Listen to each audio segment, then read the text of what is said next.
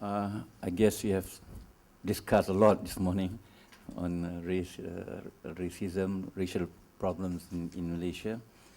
We're just trying to focus a bit here because it's such a big topic, which has, have been a problem to us all this while since independence, and we're still having the problem, and there are comments made in the internet about issues. I just want to quote one or few that have been which caught my attention. One is from the Dr. Asri, former Mufti Perlis. He says racism and extreme religious fanaticism are often used to protect certain political interests. Another one, under capitalism, there is constant anti-working class ideological pressure. The ruling class pushes the idea that weaken unity and deny, distort, or erase working class history. The main weapon in its arsenal are racism and anti-communism. They fail to see that all nations of different ethnicity and consistently and extensively contributed to the stability and wealth of the nation for the past 50 years, hand in hand. They fail to understand that we are actually such a diverse, multiracial society in which the survival of the nation totally rely on the interdependence of all ethnicity and special groups in the country. The last one, the issue is not the Malays per se. It has to do with the entrenched Malay vested interests and their rent-seeking activities, especially corruption in the Malay elite power structure. The fruits of the development do not filter to the Malay society at the grassroots. Malay poverty and the widening income gap between the urban and rural Malays must be dealt with conviction and courage. Because I think instinctively we desire that political parties be multiracial, no racial-based parties. So we are hoping that there will be further emphasis on equality, respect, equal opportunity, no exploitation, no racism. Of course, we have to create such an environment conducive to that direction. The assumption here that the political parties can change laws, whether at the state level or at the parliament. The issue also are the politicians themselves ready for such change in terms of their mindset. Because we still have problem in terms of election, seat allocation according to race, so there's a lot of mindset that needs to be changed. But then the issue basically that we are born in a system which is racial. We acknowledge that. As long as we consciously fight against it, demystify it, I think we are winning. Rather than flirt with it, then we have a problem. Because flirting means political mileage, many other things, but you destroy a nation. And so we have this problem where our countries survive on disunity, on divide and rule, and break them apart either workers or rakyat of various races. And this exploitation racism had been around for some time even in America, in terms of slavery, in terms of Europe, you just name it, yeah? And all done in name of profit. From slavery, feudalism, colonization, imperialism, globalization, neoliberal policies, FTA, GST, you name it. But all that never in favor of the poor. This is the other thing that we need to consider even as politicians. What can we do about it? Because it involves everybody. And also, racism is good for capitalism, yeah, for the cronies, because that's where they make the profit through income, but they also created income disparity, which recently there was studies about Malaysia in terms of, they call it the Gini coefficient. In Southeast Asia, Malaysia is number 1, meaning that the gap between the rich and the poor is very wide in Malaysia. I was thinking maybe our neighbors, but we are. We are second to Asia after Papua New Guinea. That means income disparity is very great in Malaysia. Things look good, but under economic crisis, crunch, the poor suffer. And so we are saying that if you're poor, it affected all races. Only some of the, I mean, we'll go next to the level where we're talking about among the rich capitalists, no matter what race, they are united. But they break up the poor who tried to unite to fight for their rights.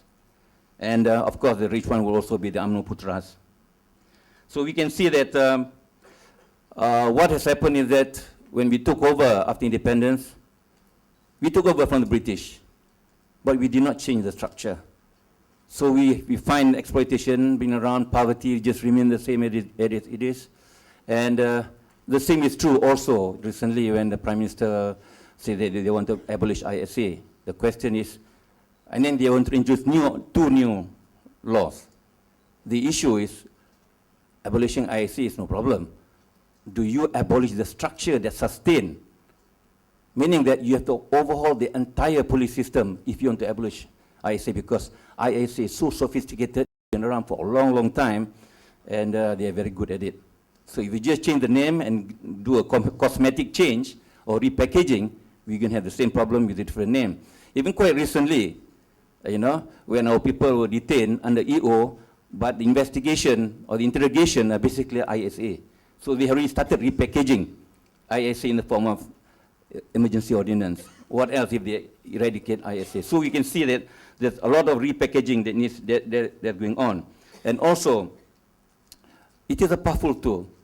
You can break society apart and control them through fear and through what we call siege mentality.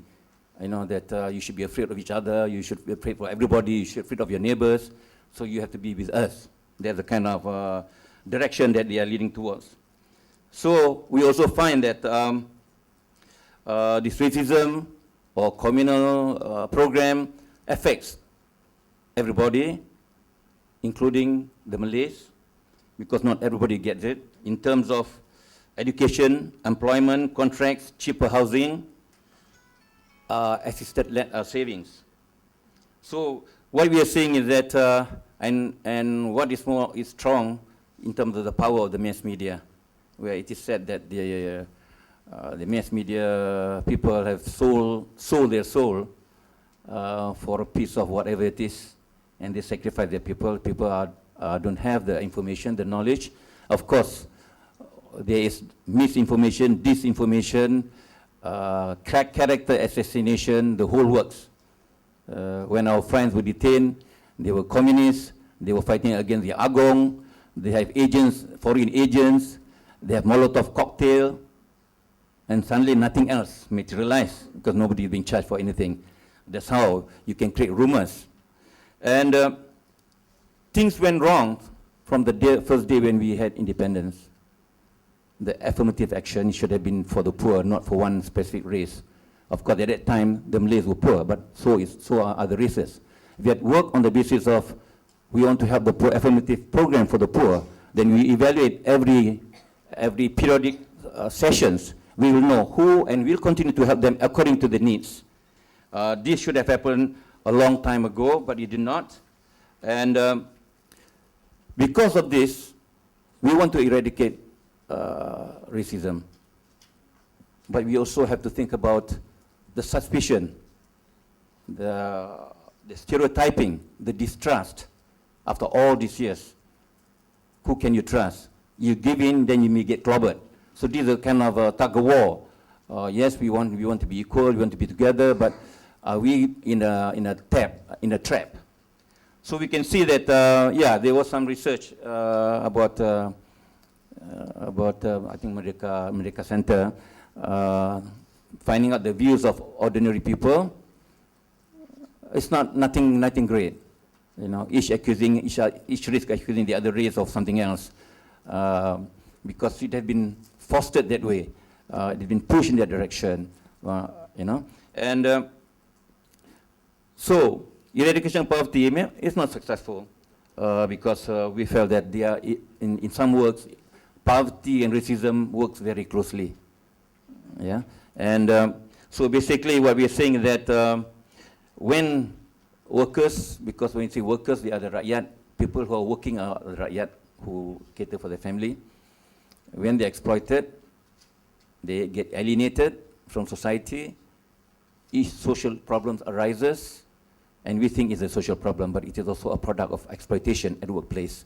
That's why that if ever we want to overcome problems, it is looking into the workplace, at the same time addressing social issues. It has to be together, because this exploitation workplace bifurcate or break up, break up society into different groups, opposite groups, like the rich, poor, smart, not smart. The whole works. It reaches every aspect of our society, because there was disparity, there was imbalance in the relationship between the rich and the poor, and we expected the government to come in to balance, but they did not. They took sides. And that's why unions have to, workers have to form unions. When workers form unions, automatically the government and the majikan, or the producers, or the capitalists, will go against them. So this is where recently now, I think then in Parliament, the law may be passed, because, but it's not in favor of the workers at all. The head demo doesn't work, because if you ask me, the government is the cronies of the capitalists, because they also get perks associating with the rich and the capitalists.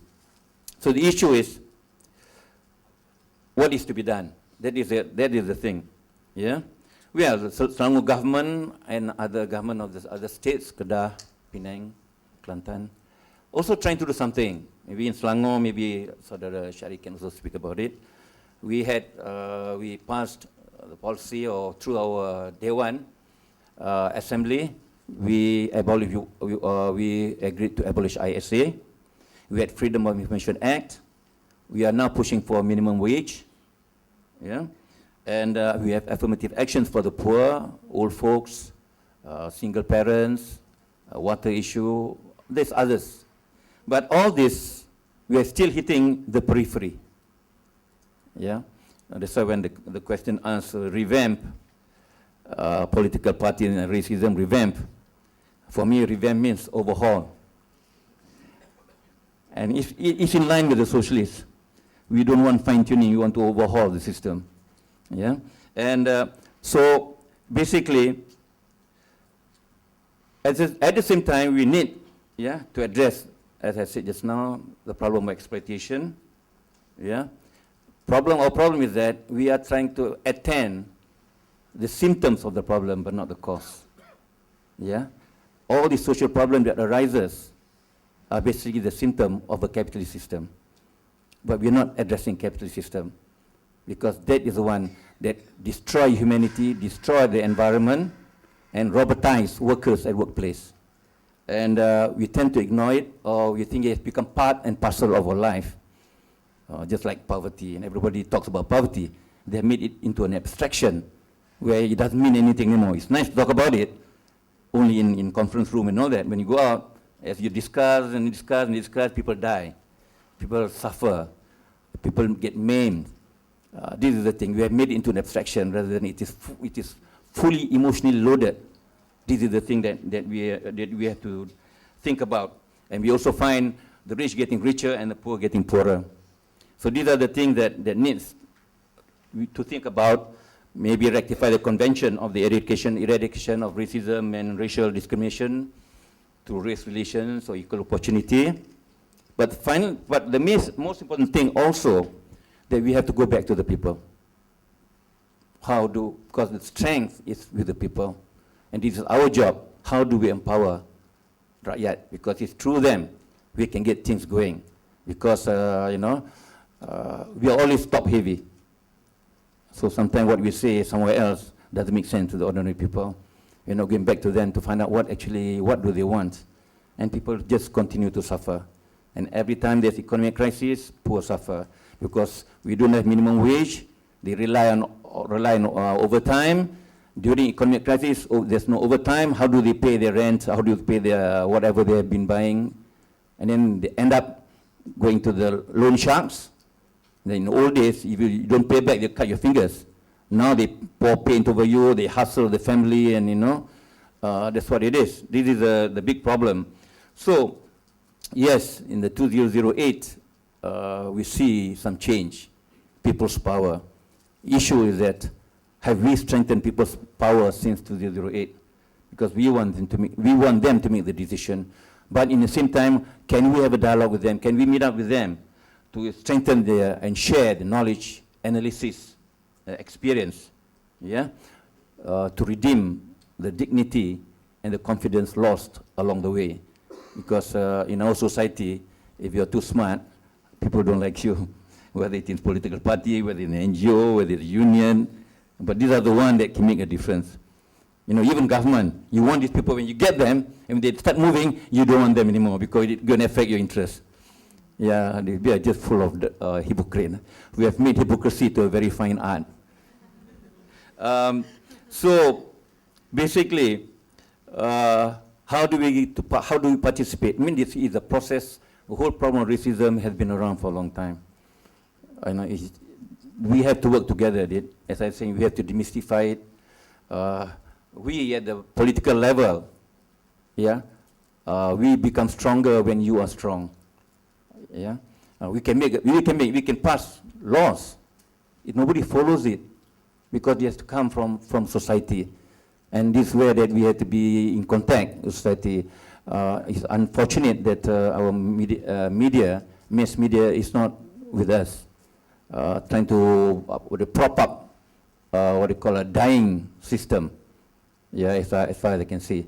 That's why I find that a lot of decisions being made which are contradictory to each other. Example, ISA, Prime Minister says abolish.